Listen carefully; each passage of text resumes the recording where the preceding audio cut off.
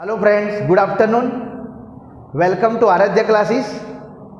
Standard 12, subject accountancy and chapter number 7 dissolution of a partnership firm. Friends, last time मैंने ये chapter के अंदर text book में से पेज नंबर 311 उसमें से सम नंबर 6 बताया था कि किस तरह से डिसोल्यूशन की जनरल एंट्री पास करने की है। उसके रिगार्डिंग मैंने आपको फॉर्मेट भी बताया था लास्ट वीडियो के अंदर कि किस तरह से वो फॉर्मेट के ऊपर से आपको जर्नल एंट्री याद रखने की है। रियलाइजेशन अकाउंट आपका फॉर्मेट बताया था, उसमें सबसे पहली चीज़ असेट्स, सन्ड्री असेट्स कौन सी, क्योंकि नियम ऐसा है as per the rules of the dissolutions if any firm become dissolve बराबर, so first of all we must have to pay the dissolution expense and then after third parties liabilities. After that, if any kind of balance arise, so we have to pay the partner's loan, and then after lastly any kind of surplus, so it will be distributed among the partners himself. बराबर, जो भी partners हो according to the profit and loss ratio के मुताबिक वो हमको क्या करना है, जो भी सरप्लस ये मतलब प्रॉफिट जो बच रहा है वो प्रॉफिट को डिस्ट्रीब्यूट करना है. बराबर. तो लास्ट टाइम मैंने रियलाइजेशन की एंट्रीज बताई थी, असेट्स की एंट्री 3 बताई थी, सेम लायबिलिटीज की 3 एंट्री बताई थी. बरोबर. तो टेक्स्ट बुक में से आपको बताया था सबसे पहले लिस्ट बनाओ कि बिजनेस में कितनी असेट्स है. तो रियलाइजेशन अकाउंट मतलब book values of the assets, तो realisation account debited to sundry assets, उसमें असेट्स का नाम वो ध्यान रखना है. फिर वो असेट्स को रियलाइज कर रहे हैं, रियलाइज मतलब क्या, बेचेंगे तो पैसा आएगा, पैसा आ रहा है, cash comes in, cash and bank account debited to realisation. उसके बाद if partners are taken over by the assets, कभी कभी क्या होता रहता है पार्टनर खुद वो असेट्स को टेकन ओवर करता है, तो पार्टनर्स कैपिटल टू रियलाइजेशन. बराबर. तो इस तरह से जनरल एंट्री जो रियलाइजेशन के अंदर असेट्स की 3 एंट्री, सेम एज लायबिलिटी की भी 3 एंट्री होती है. पहली book value, book values of the liabilities, तो कौन सी एंट्री आएगी, sundries liability to revaluation. Book में कौन सी लायबिलिटीज है वो पहले अपने को बतानी पड़ती रहती है. तो सन्ड्री लायबिलिटी टू रियलाइजेशन, फिर वो लायबिलिटी को क्या करना है, पेड करना है. हमारे पास जैसे जैसे पैसे आते जाएंगे ऐसे ऐसे हम अपनी लायबिलिटी को क्या करेंगे, चुकाएंगे. तो realisation to cash and bank. बराबर. लायबिलिटी को पेड करना है, पैसे जा रहे हैं, तो realisation to cash and bank. और उसके बाद if liabilities are paid by the partner himself, अगर लायबिलिटी को कोई पार्टनर अकेला चुका रहा है तो realisation to partners capital account. तो इस तरह से मैंने आपको ये 3 और 3 6 एंट्री जो असेट्स और लायबिलिटी की बताई थी. फिर मैंने 2 एंट्री बोली थी dissolution expense. If dissolution expense are paid by the firm itself, so realisation to cash and bank. And if dissolution expense are paid by the partner himself, that means realisation to partners capital account. बराबर. और उसके बाद last में 2 entry बताई थी profit और loss की. अगर प्रॉफिट होवे तो रियलाइजेशन टू पार्टनर्स कैपिटल, और अगर लॉस होवे तो partners capital to realisation. Okay. तो इस तरह से मैंने आपको ये जर्नल एंट्री बताई थी फॉर्मेट के मुताबिक. ये आज हम टेक्स्ट बुक में से जो एक सम कोर्स में देखने जाओगे तो 2 ही सम है, 5 नंबर और 6 नंबर. लास्ट टाइम मैंने 6 नंबर बताया था, आज मैं ये 5 नंबर का सम पूरा कर रहा हूँ जिसमें 12 ट्रांजेक्शन्स है. बरोबर. तो अच्छी तरह देखना journal entry sum number 5 page number 311. Pass journal entries for the following transactions of firm in the case of firms dissolutions. पहली ट्रांजेक्शन्स यहाँ पर फर्स्ट ट्रांजेक्शन रीड कर रहा हूँ. अच्छी तरह जब भी डिसोल्यूशन की एंट्री पास करो तो अच्छी तरह ध्यान रखना, आपको सम के अंदर एग्जाम के अंदर भी नरेशन लिखना है हर एंट्री के पीछे. इधर मैं नरेशन लिखूंगा नहीं, बीइंग करके जो भी ट्रांजेक्शन्स हो आप अपनी तरह से लिख देना. बरोबर. तो अच्छी तरह ध्यान रखना. फर्स्ट स्टार्ट कर रहा हूं. Eight the time of the dissolution the book value goodwill is 56,000. Goodwill हमारी असेट्स है, तो असेट्स की बुक वैल्यू मैंने आपको बताई है एंट्री. असेट्स की बुक वैल्यू की एंट्री क्या आएगी, realisation account debited to goodwill. पहली एंट्री. रियलाइजेशन लगभग सभी ट्रांजेक्शन की 2 एंट्री होगी, वो ध्यान रखना. ऑलमोस्ट 99% केसेस में 2 एंट्री होगी, रेयरली कभी एक एंट्री आएगी. Realisation account debited to assets की बुक वैल्यू की एंट्री, तो वो असेट्स का नाम 2 लिखने का, गुडविल अकाउंट. बुक में गुडविल कितनी 100 बताइए, 56,000. ओके. ये पहली एंट्री कर दी. फिर बाद में लिखा हुआ है no amount is realise. Goodwill is intangible assets, goodwill intangible assets है, उसकी कभी कोई रियलाइजेबल वैल्यू होती नहीं है। नो अमाउंट इज रियलाइज मतलब उसके एक भी रुपये आते नहीं है, मतलब नो एंट्री, दूसरी एंट्री हमको पास करने की नहीं है, ये ध्यान रखना, दूसरी एंट्री पास करने की नहीं है। अगर ऐसा लिखा होता कि 20,000 इज रियलाइज तो मैं इधर दूसरी एंट्री करता, पैसे आ रहे तो cash and bank account debited to realisation account. और ये भी ध्यान रखना, मैंने पहले भी बोला था, ये जर्नल एंट्री में क्या रूल्स है, अगर दो कोई भी एंट्री आएगी तो अगर पहली बार में जो रियलाइजेशन डेबिट होगा तो दूसरी बार में रियलाइजेशन क्रेडिट होगा, पहली बार में क्रेडिट तो दूसरी बार में क्या होगा, डेबिट, वो भी ध्यान रखना। इधर लिखा हुआ है गुडविल इंटेंजिबल असेट्स है, इसलिए उसकी रियलाइजेबल वैल्यू होती नहीं है, नो एंट्री आएगी यहाँ पर, ठीक है, लिखना नहीं है, खाली एंट्री पास करने की यहाँ पर नहीं है। उसके बाद मोस्ट इंपॉर्टेंट एडजस्टमेंट, ये ध्यान रखना है, ट्रांजेक्शन नंबर 2 जिसमें लिखा हुआ है in the balance sheet land and building is 8 lakh, ध्यान रखना, and investment 2 lakh are disclose. Balance sheet में बताया हुआ है लैंड एंड बिल्डिंग 8 लाख है और इन्वेस्टमेंट टोटल 2 लाख है, बराबर। तो पहली एंट्री क्या आएगी, बुक वैल्यू ऑफ असेट्स की एंट्री मैंने बताई है, realisation account debited, realisation account debited to sundry assets. Assets का नाम लिखो इंडिविजुअली, पहली असेट्स का नाम क्या है, पहली असेट्स का नाम लिखा हुआ है लैंड एंड बिल्डिंग, तो यहाँ पर लिखने का to land and building account, बराबर। और दूसरी असेट्स कौन सी है, इन्वेस्टमेंट, तो टू क्या लिखने का, इन्वेस्टमेंट अकाउंट। मैंने आपको जनरल एंट्री का फॉर्मेट बताया हुआ, अच्छी तरह ध्यान रखना, उसके मुताबिक आपको काम करना है। पहले बुक वैल्यू ऑफ असेट्स, तो realisation account debited to land and building, land and building book में बताई हुई है कितनी है, 8 लाख रुपए, और इन्वेस्टमेंट बताया हुआ है बुक में 1.5 लाख रुपए, सॉरी इन्वेस्टमेंट बुक में कितना है, 2 लाख है, तो टोटल कितना हुआ आप चेक कर लो, 8 और 2 10 लाख रुपए हुआ। तो रियलाइजेशन अकाउंट डेबिट में आपको बताने का है 10 लाख रुपए, ये पहली एंट्री हो गई, that is book values are disclose. फिर आगे लिखा हुआ है, वो लोगों ने क्वेश्चन के अंदर भी आप चेक कर सकते हो कि respectively ₹9 lakh and 1,50,000 are realised from them. Land and building का 8 की जगह पर कितना रियलाइज हुआ, 9 लाख, और इसका 2 लाख की जगह पर कितना रियलाइज हुआ, 1.5 लाख। तो उसका मतलब देखो, रियलाइज मतलब पैसे आए, तो कंबाइन एंट्री कर दो, पैसे आ रहे, मैंने आपको बताई है entry, cash and bank account debited, cash and bank account debited, पैसे आ रहे, दोनों का टोटल करना है।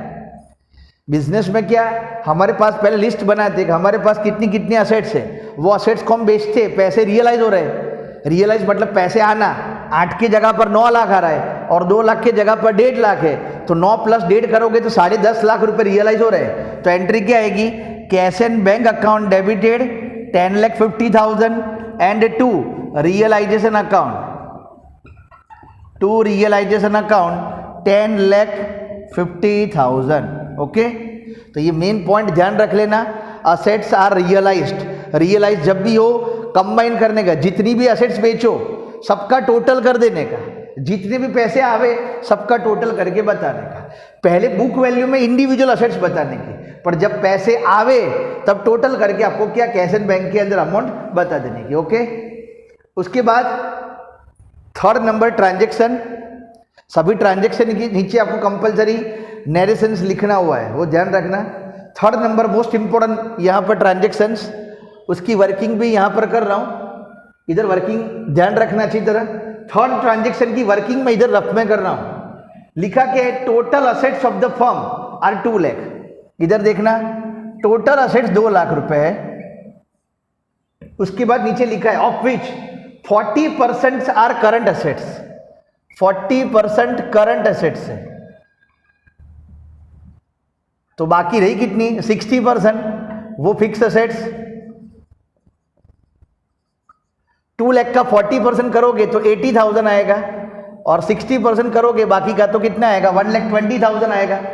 ये ध्यान रखना, मैंने आपको पहले दिन ही बोला हुआ था, पहले वीडियो के अंदर, सन्ड्री असेट्स में सारी असेट्स गिनने की एक्सेप्ट कैश एंड बैंक। ध्यान रखना, कैश एंड बैंक को इधर सन्ड्री असेट्स के अंदर आपको रिकॉर्ड करना नहीं है, रियलाइजेशन अकाउंट के अंदर कोई जगह पर रिकॉर्ड नहीं करना। क्यों नहीं करना है, तो आपको पता ही है, क्योंकि हम separately cash and bank account बनाते हैं, इसीलिए आपको करंट असेट्स के अंदर कैश एंड बैंक गिनना नहीं है। समझ लेना, एडजस्ट ट्रांजेक्शन में लिखा क्या है कि टोटल असेट्स 2 लाख है, उसमें से 40% करंट असेट्स है, तो 2 लाख का 40% मतलब 80,000 आएगा, बाकी का 60% 1,20,000 वो फिक्स असेट्स आएगा। आगे लिखा है देखो, उसी के अंदर लिखा है इंक्लूडिंग कैश ऑफ ₹10,000, जो 40% करंट असेट्स है उसमें से 10,000 कैश इंक्लूडिंग है। तो सबसे पहली चीज फ्रेंड्स ध्यान रखना, ये जो करंट असेट्स 80,000 है उसमें से 10,000 कैश माइनस कर दो, तो अपनी करंट असेट्स कितनी गिनने की 70,000 और अपनी फिक्स असेट्स कितनी गिनने की 1,20,000 बराबर। तो सबसे पहली एंट्री करो जो बुक वैल्यू की एंट्री, बुक वैल्यू की एंट्री क्या आएगी, इधर देखना खास बुक वैल्यू की एंट्री, फिर मैं बाद में वर्किंग बता रहा हूं। Realisation account debited, book value की एंट्री क्या आएगी, रियलाइजेशन अकाउंट डेबिटेड टू पहले current assets, to current assets account, कितनी करंट असेट्स है 70,000 बराबर। देख लेना नीचे 80 मत गिनना, 10,000 जो अंदर कैश इंक्लूडिंग है वो माइनस करना है, और दूसरा to fix assets account, to fix assets account कितना 1,20,000। तो आप चेक कर लो दोनों मिलाकर कितना हुआ 190। Fix total realisation account debit क्या बताने का 1,90,000। अब आगे लिखा हुआ है, आप चेक कर लेना कि बुक वैल्यू इज रियलाइज्ड, क्या लिखा है बुक वैल्यू इज रियलाइज्ड। तो बुक वैल्यू कौन सी थी, जितनी थी उतनी, कितनी 190 की 190 बराबर उतनी ज रियलाइज हो रही है, मतलब उतने पैसे आ रहे हैं। तो उसकी एंट्री क्या आएगी यहां पर देख लेना, cash and bank account debited to realisation account, to realisation account. Book values realise मतलब वही का वही अमाउंट 190 का 190 यहां पर आएगा। ओके, तो ये पॉइंट ध्यान रखना खास, लिखा हुआ है कैश कभी भी करंट असेट्स के अंदर कंसीडर करना नहीं है। कैश जब भी दिया हो करंट असेट्स में तो कंपलसरी याद रखना डिसोल्यूशन के अंदर कैश को माइनस करना ही है। Then transaction number 4, question read कर रहा हूं अच्छी तरह देखना। Goodwill is not disclose in the books, मतलब बुक में गुडविल है नहीं, तो पहली एंट्री जो हम करते हैं वो एंट्री करने की नहीं है। Goodwill is not disclose in the books, first entry नहीं करने की है, बट आगे लिखा है 50,000 आर रियलाइज्ड ड्यूरिंग डिसोल्यूशन। क्या लिखा है 50,000 आर रियलाइज्ड ड्यूरिंग डिसोल्यूशन। कितने रियलाइज हुए मतलब कितने पैसे आए 50,000 रुपए बराबर। तो पहली एंट्री नहीं करने की, बुक वैल्यू, बुक में गुडविल नहीं है, मतलब फर्स्ट एंट्री नहीं करने की, कौन सी रियलाइजेशन टू गुडविल, वो नहीं करना है। बट लिखा हुआ है कि 50,000 आर रियलाइज्ड ड्यूरिंग डिसोल्यूशन, मतलब पैसे आ रहे हैं, तो एंट्री क्या करने की है cash and bank account debited, cash and bank account debited to realisation account, to realisation account. और कितने पैसे रियलाइज हो रहे हैं यहां पर 50,000। ओके, तो ये भी एक पॉइंट ध्यान रख लेना। फिर उसके बाद ट्रांजेक्शन नंबर 5 जिसमें लिखा हुआ है खास कि the value of laptop is 35,000। Laptop की बुक वैल्यू दी हुई है 35,000, one partner has taken it for 25,000।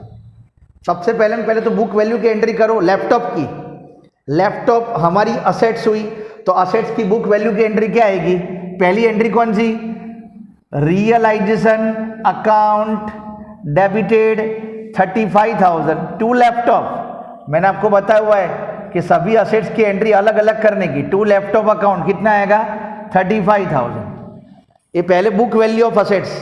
अब ये असेट्स को क्या हो रहा है रियलाइज नहीं हो रहा है, इधर क्या लिखा, अगर रियलाइज हो रहा हो तो एंट्री क्या करेंगे cash and bank to realisation, पर इधर लिखा हुआ है but it is taken by one partner बराबर 35,000 का लैपटॉप 25,000 में एक पार्टनर टेक ओवर करता है। तो मैंने आपको वो भी असेट्स की दूसरी एंट्री बताई है, अगर कोई पार्टनर टेक ओवर करे तो एंट्री क्या करने की, पार्टनर का नाम तो लिखा नहीं है इसलिए खाली यही लिखो partners capital account debited to realisation, partners capital account debited to realisation. Amount पे कितना आएगा 25,000 अमाउंट में कितना 25,000 वन पार्टनर हैज टेकन, इसीलिए मैंने लिखा पार्टनर्स कैपिटल। अगर पार्टनर्स का नाम लिखा हो तो वो नाम लिखने का auto realisation. Okay, then transaction number 6, a partner has accepted to pay loan of Shrimati ₹40,000 which was given to the firm. अब अच्छी तरह समझ लेना, पार्टनर की वाइफ ने फर्म को लोन दी थी 40,000 रुपए की। पार्टनर की वाइफ ने फर्म को 40,000 की लोन प्रोवाइड करी थी, मतलब फर्म के लिए क्या हुआ, लायबिलिटीज हुई, बराबर। तो अच्छी तरह ध्यान रखना, फर्म के लिए लायबिलिटी, तो सबसे पहली एंट्री करो जो लायबिलिटीज की एंट्री। लायबिलिटीज की एंट्री क्या हुआ है मैंने आपको बताइए, मेरा पॉइंट अच्छी तरह ध्यान रखना, जो फॉर्मेट बताया हुआ है। लायबिलिटीज की एंट्री क्या होगी, sundries liabilities account debited to realisation. तो सन्ड्री लायबिलिटी में लायबिलिटी का नाम आवे, इधर लायबिलिटी कौन सी है, श्रीमतीज लोन। क्या लिखने का, Shrimati's loan account debited 40,000 to realisation account. ये पहली एंट्री डिसोल्यूशन के अंदर, ये ध्यान रखना, Shrimati's loan account debited to realisation account. अब इसमें लिखा हुआ है कि ये लोन जो अपनी लायबिलिटी है उसको चुकाने की जवाबदारी कौन टेकन ओवर कर रहा है, तो लिखा है a partner has accepted to pay. एक पार्टनर, ये लोन जो वाइफ की लोन है वो चुकाने की जवाबदारी कौन ले रहा है, पार्टनर खुद ले रहा है। तो एंट्री रिवर्स कर देने की, क्या एंट्री आएगी, जो पहले में रियलाइजेशन क्रेडिट था तो डेबिट आ जाएगा, realisation account debited to partners capital account. Partners capital account कितने में, कुछ अमाउंट लिखा नहीं है, मतलब वही की वही अमाउंट 40,000 की, कितनी बताने की 40,000, बराबर। अमाउंट चुकाने की जवाबदारी कौन ले रहा है, पार्टनर। और मैंने फिर भी लायबिलिटी में आपको बताया हुआ है, if liabilities are paid off by the partner himself तो realisation account debited to partners capital, बराबर। और नाम लिखा हो तो नाम भी अच्छी तरह ध्यान रखना, पार्टनर्स का नाम लिखना कंपलसरी है। उसके बाद ट्रांजेक्शन 7 के अंदर क्या लिखा है, income tax liability is now payable ₹30,000, it is not recorded in the books. Income tax liability समझ लेना खास, क्या लिखा हुआ है, it is not recorded in the books. Books में नहीं है, बुक में नहीं है मतलब पहली एंट्री नहीं करने की, अच्छी तरह समझ लेना। बुक वैल्यू मतलब फर्स्ट एंट्री, बुक वैल्यू मतलब असेट्स की भी फर्स्ट एंट्री हो सकती है या तो लायबिलिटी की भी फर्स्ट एंट्री हो सकती है। लायबिलिटी की फर्स्ट एंट्री कौन सी, सन्ड्रीज लायबिलिटी टू रियलाइजेशन, बराबर। और असेट्स की फर्स्ट एंट्री कौन सी, रियलाइजेशन टू सन्ड्री असेट्स, बराबर। इधर लिखा हुआ है कि income tax liability is now payable, 30,000 हमको चुकाने की बाकी है, it is not recorded in the books. Books में नहीं है, बुक में ना हो तो पहली एंट्री नहीं करने की, बट वो हमको अब चुकाने की, हम चुका रहे, पेड कर रहे, तो एंट्री क्या आएगी, लायबिलिटी पेड करने की entry, realisation account debited to cash and bank account. Realisation account debited to cash and bank कितना आएगा, 30,000 इनकम टैक्स लायबिलिटी, बराबर। ये ध्यान रखना खास, शुरुआत में पहली एंट्री हो तो कंपलसरी लायबिलिटी का नाम बताने का, बट जब लायबिलिटी हम पेड अप करते हैं तो खाली पैसे आ रहे और जा रहे वही बताने का है। पेड अप करेंगे तो पैसे जाएंगे, मतलब रियलाइजेशन टू क्या बताने का, कैश एंड बैंक अकाउंट।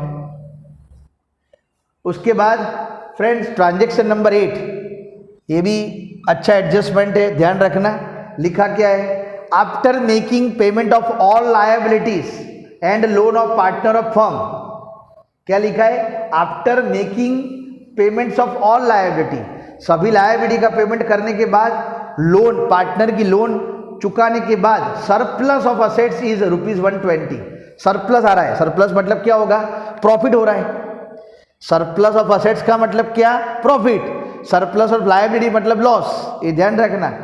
धंधे के अंदर 1,20,000 का प्रॉफिट आ रहा है, सब कुछ चुका दिया, धंधे के अंदर डिसोल्यूशन एक्सपेंस चुका दिया, थर्ड पार्टी लायबिलिटी चुका दिया, पार्टनर की लोन भी चुका दिया, बाद में सरप्लस बच रहा है 1,20,000, तो वो प्रॉफिट हुआ। और प्रॉफिट नियम है, compulsory profit and loss ratio में पार्टनर्स के बीच में डिस्ट्रीब्यूट होता है। कौन सा रेशियो? तो जो भी आपको क्वेश्चन के अंदर ओल्ड रेशियो दिया हो वो ओल्ड रेशियो के अंदर क्या होता रहता है? डिस्ट्रीब्यूट्स होता है। तो यहाँ लिखा है, आप चेक भी कर सकते हो, पेज नंबर 311 उसमें ट्रांजेक्शन नंबर 8 उसमें लिखा भी है, the profit and loss sharing ratio of partner ABC are 5:3:2। नाम भी लिखा है और रेशियो भी दिया हुआ है। तो प्रॉफिट की एंट्री मैंने कौन सी बताई थी? 9 नंबर की एंट्री प्रॉफिट की मैंने बताई थी। प्रॉफिट की एंट्री क्या होगी? Realisation account debited to partners capital. Partners capital में नाम लिखा है तो कंपलसरी नाम लिखने का, अदरवाइज नाम लिखने की जरूरत नहीं है। तो यहाँ पर लिखने का 2 एस कैपिटल, 2 बीस कैपिटल और 2 क्या आएगा? सीस कैपिटल। टोटल प्रॉफिट कितना है? 1,20,000। उसको बांटने का है कौन सा? 5:3:2। तो पहले में आएगा 60,000, दूसरे में आएगा 36,000 और तीसरे में आएगा 24,000। ओके, इस तरह से आप डिस्ट्रीब्यूट करोगे 1,20,000 को 5:3:2 में, तो ये आएगा 60, 36 और कितना आएगा? 24। ओके फ्रेंड्स, ट्रांजेक्शन नंबर 9, 8 तक आपको बता दिया। 9 नंबर ट्रांजेक्शन ध्यान रखना, टेक्स्ट बुक में लिखा हुआ है, machine is disclose in the books at the time of dissolution for ₹2 lakh, book values realise. क्या लिखा है? मशीन इज डिस्क्लोज, बुक में मशीन दिया हुआ है 2 लाख रुपए। तो पहली एंट्री बुक वैल्यू, बराबर, बुक वैल्यू की एंट्री ध्यान रखना। असेट्स, मशीन हमारी असेट्स हुई, तो एंट्री क्या आएगी? Realisation account debited to machinery account. Realisation account debited to machinery account, amount में कितना आएगा? 2 लाख रुपीस। आगे लिखा हुआ है book values realised, book value मतलब वही की वही, 2 लाख की 2 लाख। तो पैसे आ रहे हैं तो एंट्री क्या करने की? Cash and bank account debited to realisation account. Cash and bank account debited to realisation account. Same book values realise मतलब 2 लाख का 2 lakh rupees, same to same बताने का है। उसके बाद मोस्ट इंपॉर्टेंट ट्रांजेक्शन 10 नंबर, टिक करना अच्छी तरह यहां पर और समझना क्या लिखा हुआ है। मैं आपको दोनों वे से बता रहा हूं, ये 10 नंबर का जो ट्रांजेक्शन है मैं आपको 2 वे से बता रहा हूं, आपको जो भी वे से करना हो कर सकते हो। लिखा क्या है? 1 partner has accepted responsibility to undertake dissolution procedure. एक पार्टनर डिसोल्यूशन की प्रोसीजर की रिस्पॉन्सिबिलिटी उठा रहा है in the return of it, उसके बदले decided to pay remuneration of ₹20,000। क्या डिसाइड करते? डिसाइडेड टू पे रेम्यूनरेशन मतलब सैलरी, खर्चा, 20,000 रुपीज़ का खर्चा चुकाने की जवाबदारी वो ले रहा है। ऑन अकाउंट ऑफ एक्सपेंस, खर्चे के बदले firm has paid him ₹12,000। Firm कितना पे कर रही है? 12,000। टोटल खर्चा कितना है? 20,000 का है, पर उसमें से फर्म कितना उठा रहा है? 12,000। इसका मतलब ध्यान रखना, 1 partner has accepted responsibility to undertake the dissolution procedure. तो डिसोल्यूशन का खर्चा जो भी मैंने बताया था आपको, if dissolution expense are paid by the partner itself, तो एंट्री मैंने बताई थी रियलाइजेशन टू पार्टनर्स कैपिटल। तो इधर भी देख लो वही जो लिखा हुआ है, 1 partner has taken the procedures of the dissolution and the remuneration expense is ₹20,000, ऐसा लिखा हुआ है। तो पहली एंट्री क्या आएगी? इफ कोई भी एक्सपेंस अगर पार्टनर खुद पे करने की जवाबदारी उठा रहा है तो entry realisation account debited to partners capital account. Partners capital account कितने रुपए? 20,000, बराबर। ध्यान रखना बाद में लिखा हुआ है on account, on account of that word लिखा हुआ है यहां पर क्वेश्चन के अंदर, ऑन अकाउंट ऑफ दैट मतलब on account of expense firm has paid him ₹12,000। बाद में क्या करते? फर्म, पार्टनर टोटल कितने जवाबदारी उठा रहा है? 20,000। बाद में फर्म 20 में से 12,000 किसको चुका देते? वापस पार्टनर को। तो ये ध्यान रखना, 20,000 में से फर्म जवाबदारी उठा रहा है 12,000, बाकी का उसका मतलब 8,000 रुपये वो पार्टनर जवाबदारी उठा रहा है। टोटल खर्चा कितना है? 20,000 है। 20,000 में से फर्म उठाने की जवाबदारी कितना ले रहा है यहाँ पर? 12,000। पार्टनर कितना उठा रहा है? 20,000 में से 12,000 माइनस कर दोगे तो कितना आएगा? 8,000। तो ध्यान रखना मैं कैसे बता रहा हूँ। पहली एंट्री जो मैंने कर दी, realisation account debited to partners capital, बराबर टोटल पार्टनर उठा ले, जवाबदारी कितनी उठा रहा है 20,000 की, पर बाद में मालूम पड़ता है कि फॉर्म कितना दे रहा है उसको 12,000। तो ये जो पार्टनर्स कैपिटल जो 20,000 क्रेडिट करा हुआ है ना, ये मोस्ट इंपॉर्टेंट एंट्री है, ध्यान रखना। तो पार्टनर्स कैपिटल को डेबिट कर दो, partners capital account debited to, क्या आएगा, फर्म पे कर रहा है, मतलब लिखने का टू कैश एंड बैंक, ये ध्यान रखना। कितने रुपए, तो क्वेश्चन में लिखा हुआ है 12,000, और आप चेक भी कर लो, देखो टोटल खर्चा अपना 20,000 है, उसमें से जो कैपिटल इधर पार्टनर्स कैपिटल में 20,000 बताया क्रेडिट, इधर पार्टनर्स कैपिटल में डेबिट आया 12,000, तो 20,000 में से 12,000 आया, कितना आया 8,000 बचा क्रेडिट साइड पर। तो पार्टनर जवाबदारी उठा रहा है 8,000 की और फर्म जवाबदारी उठा रहा है 12,000 की, तो 12 और 8 टोटल की देखो 20,000 आ गया, बराबर। इस तरह से ये एंट्री डबल एंट्री करनी हो तो भी कर सकते हो, या तो और करके मैं आपको एक सिंगल एंट्री इधर बता रहा हूँ, वो भी देख लेना, इधर ट्रांजेक्शन 10 कीजिए, इस तरह से भी कर सकते हो। Realisation account debited, realisation account debited to partner उठा रहा है, तो यहां पर लिखने का टू पार्टनर्स कैपिटल अकाउंट, और फर्म उठा रहा है तो टू कैश एंड बैंक। मैंने आपको रियलाइजेशन का जो फॉर्मेट बताया उसमें एंट्री नंबर 7 और 8 बताया हुआ है, वही है। पार्टनर कितनी जवाबदारी उठा रहा है 8,000 की, और फर्म कितनी जवाबदारी उठा रहा है 12,000, और टोटल आप चेक कर ले हो तो कितना होगा 20,000। अगर कंबाइन एंट्री करनी हो तो इस तरह से कंबाइन एंट्री कर सकते हो, और सेपरेट एंट्री करनी हो तो इस तरह से सेपरेट एंट्री भी आप कर सकते हो, बराबर। तो ये मोस्ट इंपोर्टेंट ट्रांजेक्शन था, ट्रांजेक्शन नंबर 10। अब उसके बाद ट्रांजेक्शन नंबर 11, वो भी देखो, वो भी अच्छा ट्रांजेक्शन है, जिसमें लिखा हुआ है there are debtors of rupees 1,20,000 and creditors of rupees 60,000 at the time of dissolution of firm. पहले बुक वैल्यू की एंट्री ध्यान रखना। डेटर्स कितना बुक में दिया हुआ है, डेटर अपनी असेट्स है 1,20,000 के, और क्रेडिटर्स अपनी लायबिलिटी है, बराबर।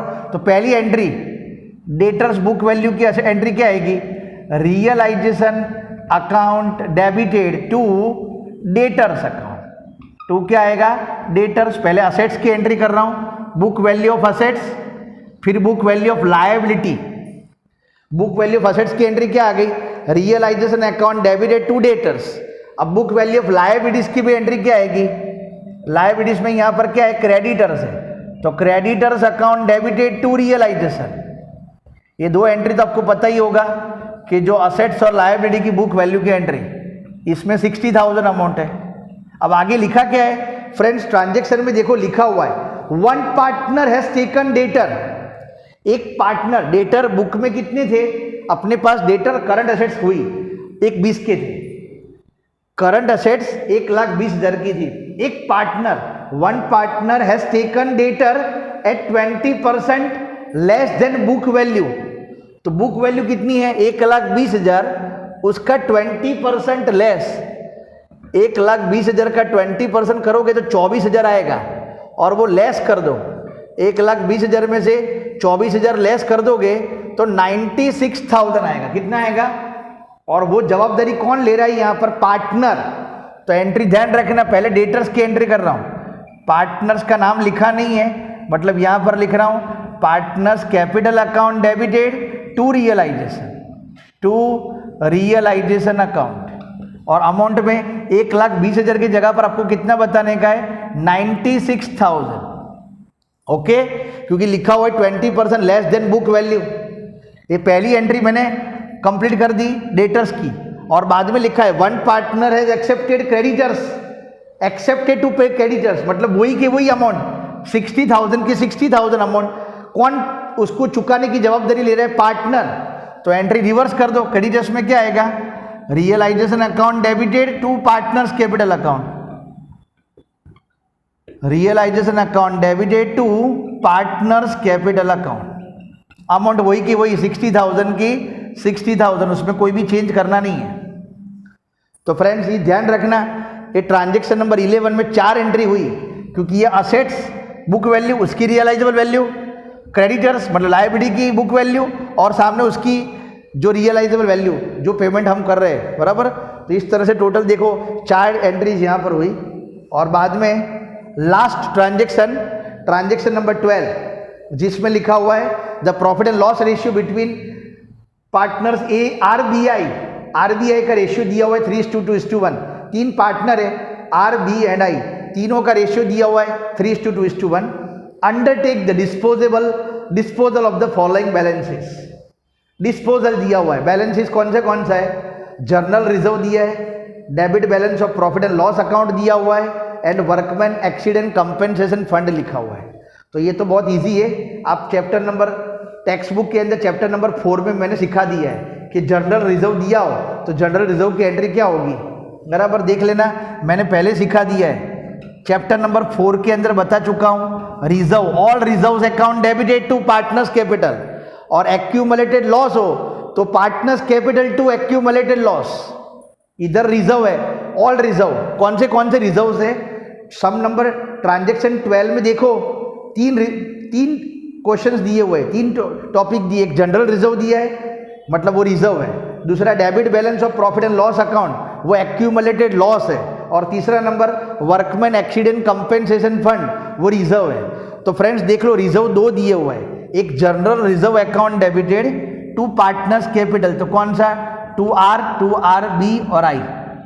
जनरल रिजर्व आपको क्वेश्चन में दिया हुआ है 18,000 और 18,000 को 3:2:1 में आपको डिस्ट्रीब्यूट करना है। तो 9, 6 और 3, 9,000, 6,000 और कितना आएगा, 3,000। ओके फ्रेंड्स, ये तो आपको मैंने चैप्टर नंबर 4 के अंदर भी बता चुका हूँ। Same as debit balance of profit and loss account, मतलब वो एक्यूमुलेटेड लॉस हुआ तो उसकी एंट्री क्या होगी, पार्टनर्स कैपिटल, मतलब RBI, R account debited, B account debited, I account debited to profit and loss, क्या लिखने का, to profit and loss account. Amount भी दी हुई आपको 12,000 रुपये, और 12,000 को भी आपको 3:2:1 में डिस्ट्रीब्यूट करना है, तो 6,000, 4,000 और कितना आएगा, 2,000। ओके, और सेम लास्ट में आपको दिया हुआ है वर्कमैन एक्सीडेंट कंपेंसेशन फंड, वो भी रिजर्व हुआ, सेम यहाँ पर लिख सकते हो, बराबर, इधर बाजू में लिख देता हूँ, देख लेना, workman accident compensation fund account debited, वो भी रिजर्व ही है। रिजर्व भी हमेशा पार्टनर्स के बीच में डिस्ट्रीब्यूट होता है, जैसे मैंने जनरल रिजर्व करा सेम टू सेम, अमाउंट दी हुई है 18,000, बराबर, और वो 18,000 को पार्टनर्स के बीच में 2RBI के बीच में डिस्ट्रीब्यूट करना है, 2RB और क्या आएगा, I। रेशियो कौन सा, 3:2:1, 18,000 को 3:2:1 में करोगे तो कितना आएगा, 9,000, 6,000 और कितना आएगा, 3,000। ओके फ्रेंड्स, तो इस तरह से मैंने ये ट्रांजेक्शन 12 यहाँ पर पूरा हो गया। ठीक है, देख लेना खास, ये मैंने आपको रिजर्व वाली एंट्री तो आपको मैंने ऑलरेडी चैप्टर नंबर 4 के अंदर भी बता चुका हूँ। मेन इंपॉर्टेंट एंट्री थी वो डिसोल्यूशन की, जो जनरल एंट्री थी वो आपको खास समझने की है, बराबर ना। तो आपको यहाँ पर टेक्स्ट बुक में से सम नंबर 5 पूरा हो रहा है। ओके फ्रेंड्स, तो टेक्स्ट बुक में खाली 5 नंबर और 6 नंबर ही करना है, और दूसरा अगर प्रैक्टिस करनी हो तो इलस्ट्रेशन 1 भी आपको करना है, बराबर। Thank you.